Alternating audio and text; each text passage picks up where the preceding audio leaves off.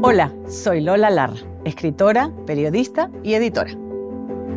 Nací en Santiago, crecí en Caracas y trabajé muchos años como periodista en Madrid, en diarios y revistas como El País, Rolling Stone, Cinemanía o Vogue.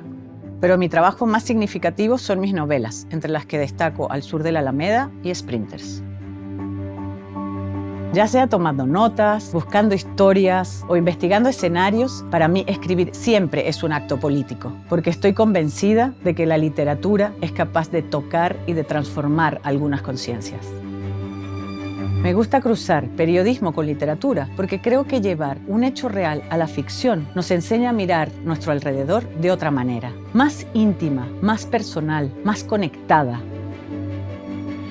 En este curso de Doméstica aprenderás a crear un relato a partir de hechos reales. Como proyecto vamos a elegir una fotografía periodística de algún hecho que te cautive, para dar forma a una narración breve de ficción que utilice la realidad como base. Primero te contaré cómo abordar la escritura y lo que me parece importante sobre ser escritora. Luego pasaremos a ver los géneros y formatos que puedes usar para narrar tu historia. Enseguida elegiremos una fotografía noticiosa para que veas mi método de escritura. Investigaremos, entrevistaremos gente y comenzaremos a escribir.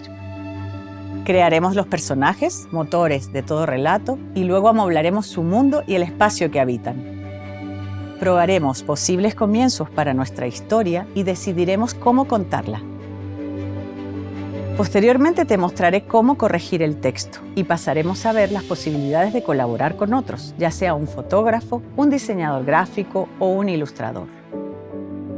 Si sigues estos pasos, serás capaz de crear una historia basada en hechos reales. Para tomar este curso tienes que tener muchas ganas de investigar y de contar una historia.